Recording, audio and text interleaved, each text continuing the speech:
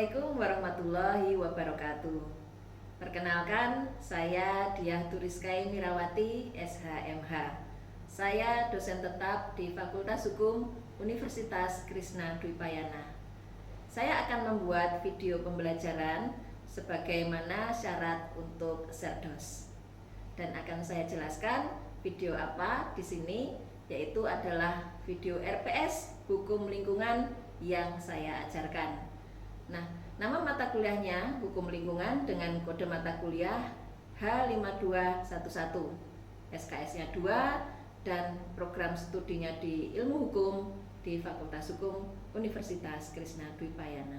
Nah, pada kesempatan kali ini saya akan menjabarkan tentang Satuan Rencana Pembelajaran Semester ya, atau RPS dari Hukum Lingkungan. Akan saya jabarkan terkait dengan capaian pembelajaran.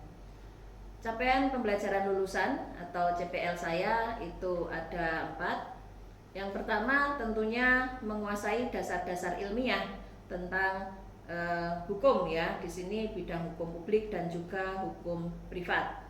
Kemudian CPL yang kedua mampu menerapkan pengetahuan hukum dalam praktiknya, tentunya karena sudah mengetahui hukum publik dan hukum privat ya.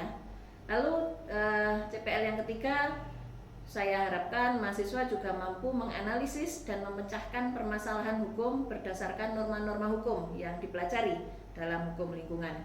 Lalu di CPL yang keempat, saya juga mengharapkan mahasiswa mampu menerapkan bersikap bagaimana kemudian mengaplikasikan pengetahuan umum dan juga pengetahuan khusus serta keterampilan dalam mengaplikasikan hukum lingkungan yang diajarkan.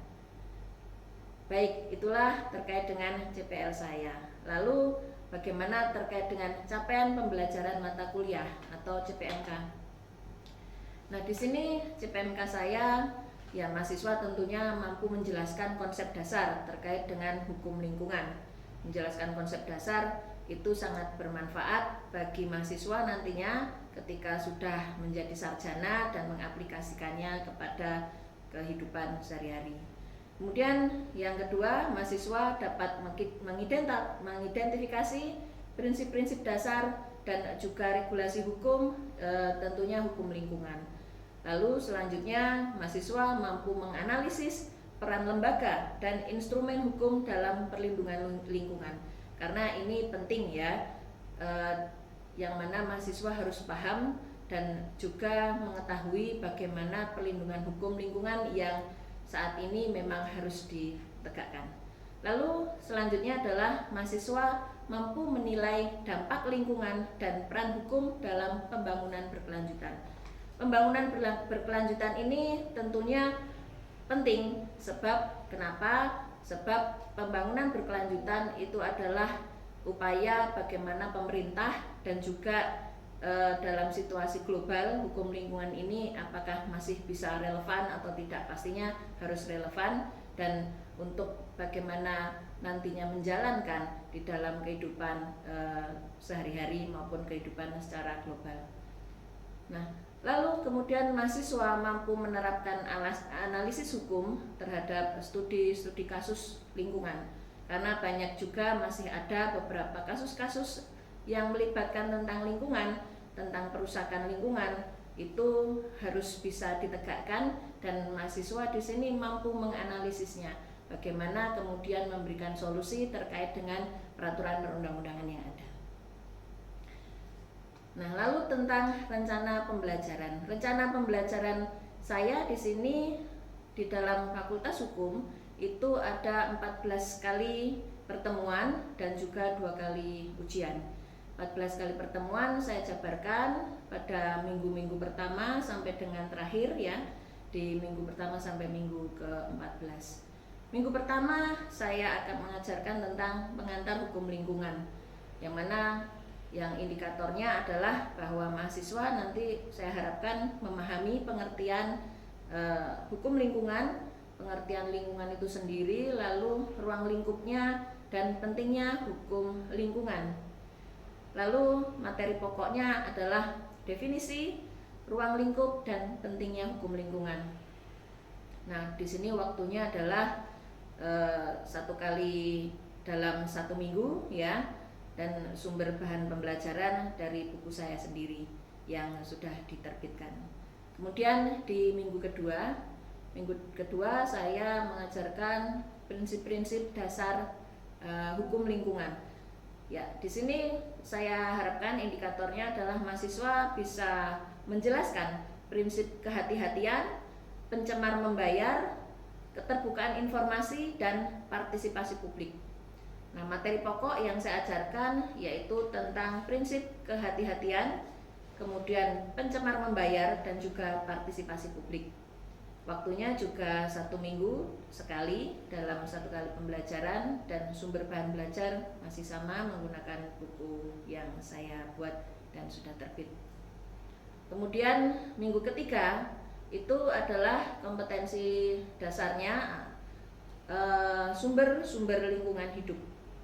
Nah, indikatornya di sini mahasiswa mengidentifikasi sumber hukum nasional dan internasional dalam hukum lingkungan. Lalu selanjutnya materi pokoknya adalah hukum nasional dan juga hukum internasional, dan juga ada konvensi lingkungan yang sudah ada. Waktunya juga sama, 1 minggu 1 kali dalam pembelajaran dengan sumber yang sama. Lalu yang minggu keempat adalah materi pokok bahasanya regulasi tentang regulasi lingkungan yang ada di Indonesia. Indikatornya di sini mahasiswa tentunya harus memahami peraturan perundang-undangan terkait lingkungan di Indonesia.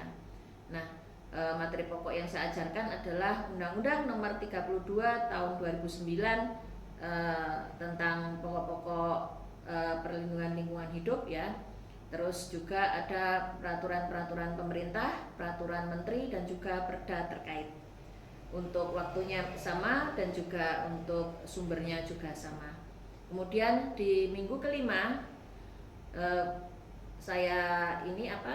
saya masukkan dalam kompetensi dasarnya itu tentang instrumen hukum lingkungan. Nah, di sini indikatornya mahasiswa bisa menjelaskan berbagai instrumen dalam pengelolaan hukum lingkungan.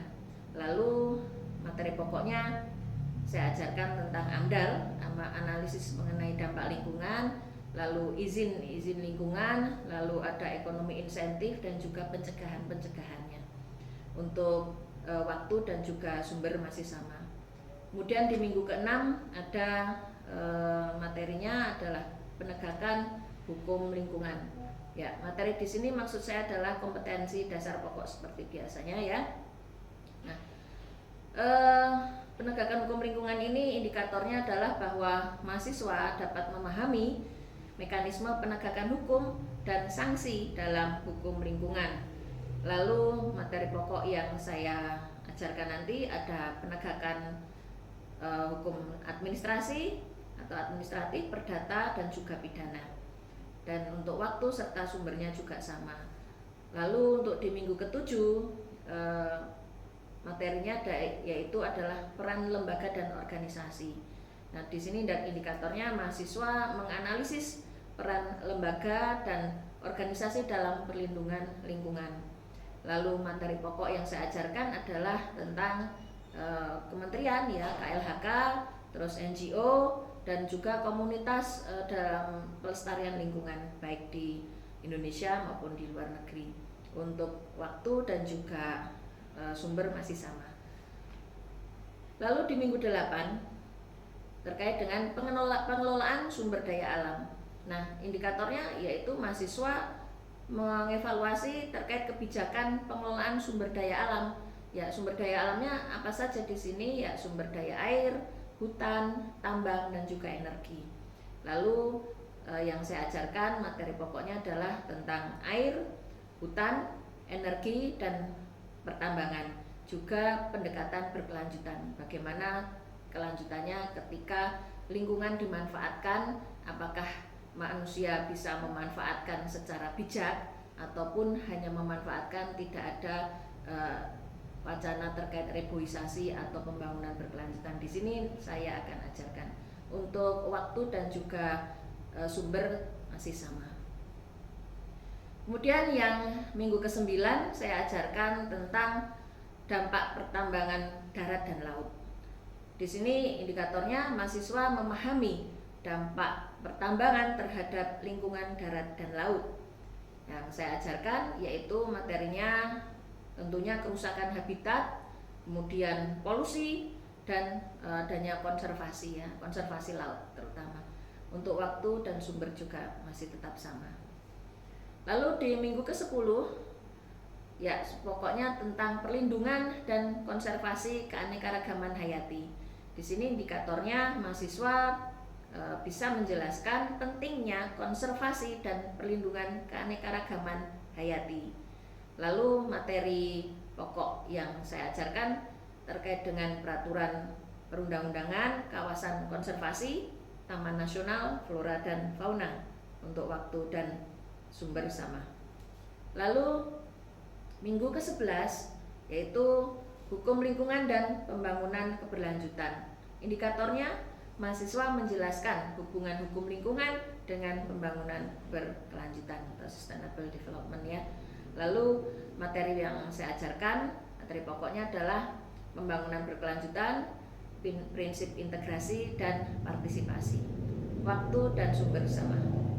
Untuk minggu ke-12 tentang isu-isu global dalam lingkungan hidup. Nah, indikatornya mahasiswa saya inginkan mengidentifikasi isu global yang relevan dengan hukum lingkungan di sini. Dan materi pokok yang saya ajarkan adalah terkait dengan perubahan iklim, pencemaran, berbagai macam pencemaran, kemudian limbah dan juga daur ulangnya. Untuk waktu dan juga materi sumber sama. Di minggu ke-13 itu adalah studi kasus dan analisis kebijakan. Indikatornya mahasiswa mampu menganalisis studi kasus nasional dan internasional dalam hukum lingkungan. Nah, materi pokok yang saya ajarkan terkait dengan kasus-kasus yang nasional ya yang ada di Indonesia dan juga kasus internasional. Di sini melibatkan Paris Agreement. Untuk waktu dan sumber masih tetap sama. Nah, strategi penilaian sekarang. Strategi penilaian dengan komposisi yaitu kehadiran itu 10%. Lalu tugas dan juga partisipasi, di sini ada tugas mandiri dan tugas kelompok itu sebesar 30%. Lalu ujian tengah semester 20% dan yang paling besar adalah ujian akhir semester. Metode pembelajaran. Metode pembelajaran yang saya gunakan itu meliputi kombinasi antara tatap muka dan juga online. Nah, yaitu yang pertama tentunya ceramah langsung ya, menyampaikan langsung pengajaran pembelajaran kepada mahasiswa di dalam kelas ya, itu yang saya sebut tatap muka. Lalu menggunakan platform aplikasi Google Meet atau Zoom Meet itu ketika ada sinkronisasi online. Dan juga pemutaran dan diskusi video pembelajaran via YouTube. Lalu saya juga menggunakan media PowerPoint dalam presentasi menjelaskan kepada mahasiswa. Dan juga saya mengajak mahasiswa diskusi interaktif dalam studi-studi kasus yang ada di Indonesia maupun di luar negeri. Lalu juga ada tugas mandiri melalui Learning Management System atau LMS ya, terus email dan juga dengan menggunakan platform aplikasi WhatsApp. Dan kemudian yang terakhir tentunya ujian atau evaluasi. Nah, evaluasi itu tentunya saya ingin mengetahui sejauh mana penyerapan mahasiswa terkait dengan pembelajaran pengajaran dari saya. Itulah. Lalu keseluruhan dari RPS saya ini saya terapkan kepada mahasiswa selama 1 semester.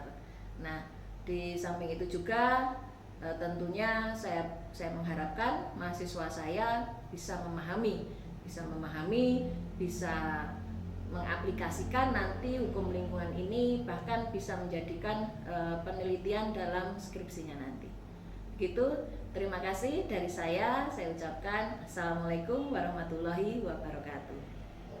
Berikut akan saya tampilkan video pembelajaran saya di kelas terkait mata kuliah hukum lingkungan. Selamat menyaksikan. Assalamualaikum warahmatullahi wabarakatuh. Waalaikumsalam. Selamat siang semuanya mahasiswaku. Selamat siang, Bu. Terima kasih sudah hadir ya dalam siang hari ini dalam mata kuliah hukum lingkungan. Sebelum saya mulai dengan pembelajaran, marilah kita bersama-sama berdoa menurut agama dan keyakinan masing-masing. Berdoa mulai, doa selesai. Baik, tentunya akan saya jelaskan dulu tentang apa yang menjadi pembelajaran pada semester kali ini, ya. Jadi semester kali ini saya mengajar tentang hukum lingkungan. Untuk capaian penilaian sudah pada tahu atau belum? Belum ya. Saya jelaskan bahwa penilaian dibagi menjadi 4 komponen. Yang pertama adalah kehadiran. Kehadiran ini menyangkut 10% ya. 10% dari nilai. Lalu yang kedua adalah tugas. Baik tugas mandiri maupun tugas kelompok ya. Itu nilainya 30%. Lalu ujian tengah semester atau UTS itu 20%, dan yang paling besar adalah UAS, ujian akhir semester sebesar 40%. Nah, di dalam hukum lingkungan selama 1 semester saya akan memberikan beberapa pembelajaran yang ada di buku bahan ajar saya. Itu ada 10 bab yang nanti kita bicarakan bersama selama 14 kali pertemuan. Nah, sekarang langsung saja kita masuk ke dalam bab 1, yaitu tentang pengantar dan prinsip-prinsip dasar. Pertama, tentunya pengantar hukum lingkungan. Anda pasti tahu bagaimana lingkungan itu. Ada yang bisa tahu apa itu definisi lingkungan secara awam saja? Ya, apa lingkungan? Tempat tinggal? Boleh. Ada lagi? Ruangan bisa jadi. Ya. Jadi kalau secara umum, kalau kita sudah menyampaikan tentang lingkungan, Anda akan berpikir bahwa lingkungan itu ada di dalam dan ada di luar, ada di dalam ruangan maupun di luar ruangan. Dan yang akan kita pelajari di sini adalah lingkungan secara global, yaitu lingkungan hidup. Ya, ini ada definisi dan juga ruang lingkup hukum lingkungan. Definisi tentunya kalau secara hukum itu abstrak ya secara definisinya. Jadi harus melalui sudut pandang mana yang akan dipelajari. Nah, di sini kita belajar hukum lingkungan tentunya akan mendefinisikan dari sudut pandang hukum lingkungan. Hukum lingkungan adalah cabang dari ilmu hukum yang mengatur tentang perlindungan dan pengelolaan lingkungan hidup. Ya, secara umum, ya hukum lingkungan itu mencakup peraturan-peraturan yang bertujuan untuk mencegah, mengurangi, atau mengatasi dampak negatif aktivitas manusia terhadap lingkungan. Ya, tentunya di sini lingkungan alam. Nah, kemudian dari definisi dan juga ruang lingkup hukum lingkungan ini dapat dilihat dari berbagai perspektif atau dari berbagai macam sudut pandang, baik dari para ahli maupun juga dari definisi terkait peraturan perundang-undangan.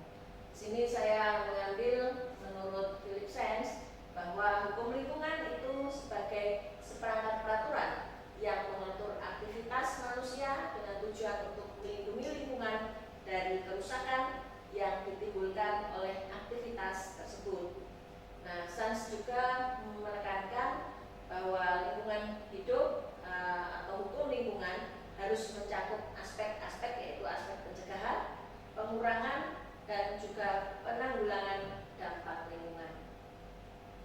Nah, di sini hukum lingkungan secara ruang lingkup meliputi berbagai aspek terkait dengan perlindungan dan pengelolaan lingkungan hidup.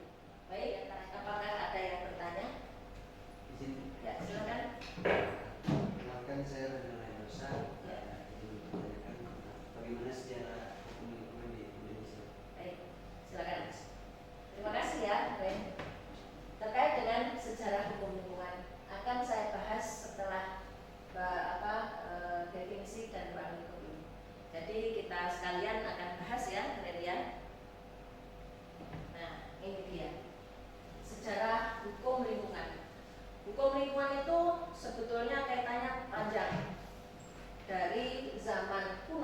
sampai dengan zaman modern ini yang kemudian melahirkan hukum lingkungan yang kita pelajari bersama.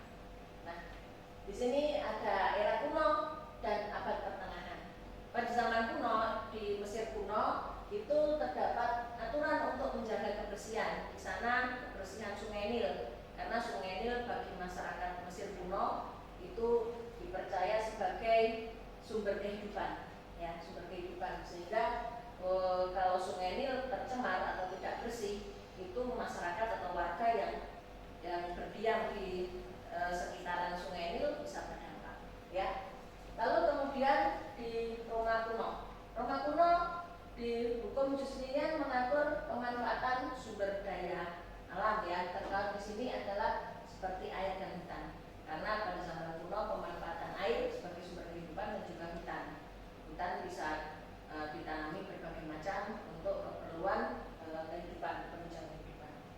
Nah, meskipun kemudian fokus utamanya terkait pemanfaatan lingkungan itu adalah kepentingan ekonomi dan juga sosial, lalu di sejarah selanjutnya ada yang namanya piagam Magna Carta. Piagam Magna Carta itu memang banyak maknanya, ya. Di dalam hukum lingkungan pun masuk, karena di sana Raja John dari Inggris pada abad 13 di tahun 1215 itu juga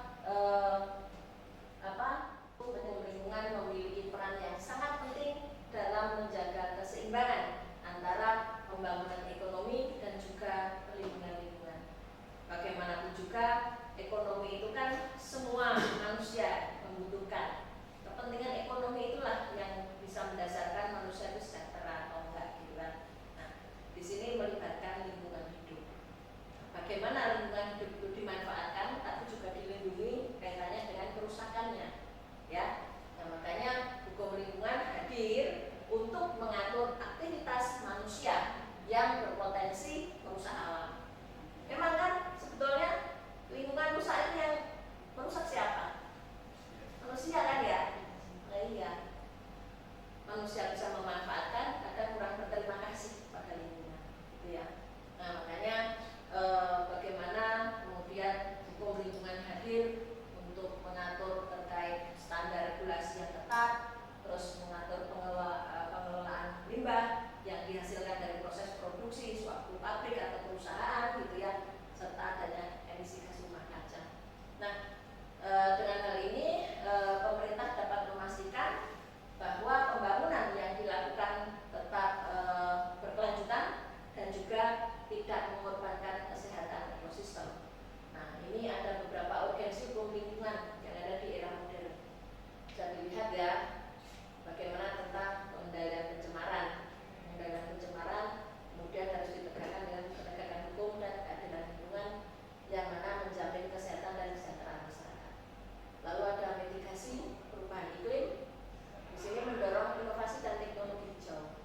Ya, ada teknologi hijau, ada teknologi biru. Di sini sama nanti warnanya. Lalu ada perlindungan keanekaragaman hayati.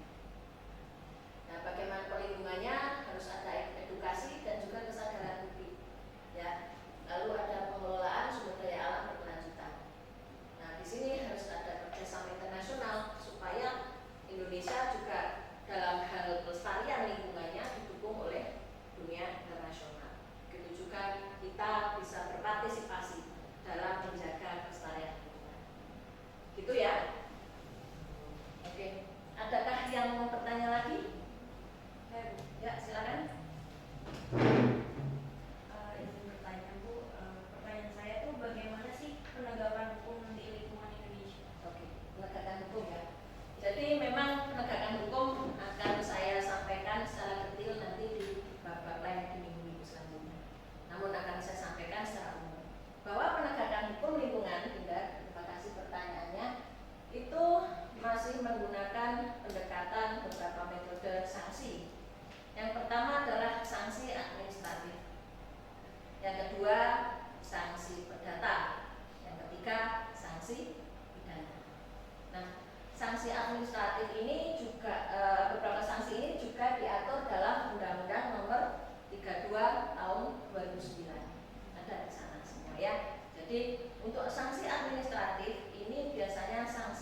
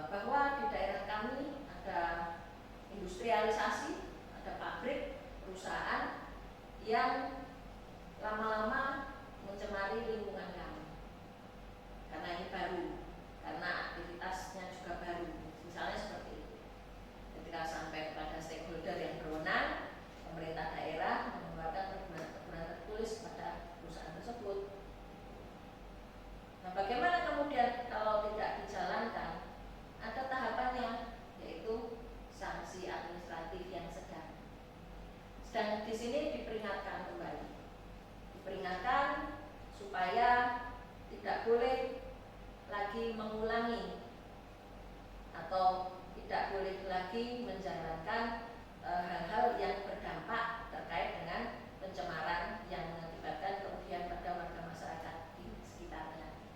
Jadi untuk yang sedang itu biasanya dikasih teguran juga, ditulis untuk menghentikan dulu sementara waktu proses produksi untuk memperbaiki. Misalnya di sini ternyata perusahaan nggak punya IPAL, instalasi pembuangan limbah. Nah, harus dibikin dulu gitu. Jadi proses produksi harus berhenti dulu, bikin IPAL dulu supaya untuk mengolah limbah kalau dikeluarkan itu menjadi aman dalam batas ambang ukuran tertentu ya. Itu sudah ada di dalam Undang-Undang 32/2009. Nah, sanksi administratif yang berat itu bisa sampai dengan penghentian produksi atau penghentian operasional dari perusahaan dan juga pencabutan izin. Kalau memang bandel banget gitu ya, pemerintah berhak mencabut izinnya, izin perusahaan untuk beroperasi. Gitu. Bagaimana kalau misalnya pencabutan izin operasi dari perusahaan, eksesnya kan banyak. Di sana ada karyawan. Bagaimana karyawan kalau operasional dihentikan, dicabut izinnya? Di sini pemerintah juga harus kasih solusi. Karyawan ini harus bagaimana ini nanti kalau nggak punya kerjaan karena pabriknya ditutup, cabut proses produksinya. Nah, pemerintah di sini juga harus berkompromi dengan perusahaan-perusahaan lain yang bisa menampung karyawan-karyawan ini. Kemudian kalau sanksi perdata, biasanya nanti ada berapa warga melaporkan ya sampai ke tingkat pengadilan minta ganti rugi terkait pencemaran yang dilakukan oleh suatu perusahaan atau perorangan yang mana yang dirugikan adalah warga dan lingkungan. Kalau sanksi pidana tentunya harus ada unsur-unsur pidananya yang nanti akan kita bahas di bab selanjutnya. Baik, sudah bisa dimengerti? Oke, baik. Terima kasih. Dan inilah mata kuliah kita hari ini di bab 1. Nanti Anda akan baca lagi untuk modul pembelajarannya, buku pelajarannya dibaca kembali. Nanti minggu depan akan saya tanya-tanya ya. Sudah siap ya? Baik. Terima kasih. Sebelum saya akhiri, kita berdoa lagi. Terima kasih pada Tuhan. Mudah-mudahan ilmu yang saya sampaikan bermanfaat masuk di Anda semua. Berdoa mulai. Berdoa selesai. Ya, terima kasih. Saya ucapkan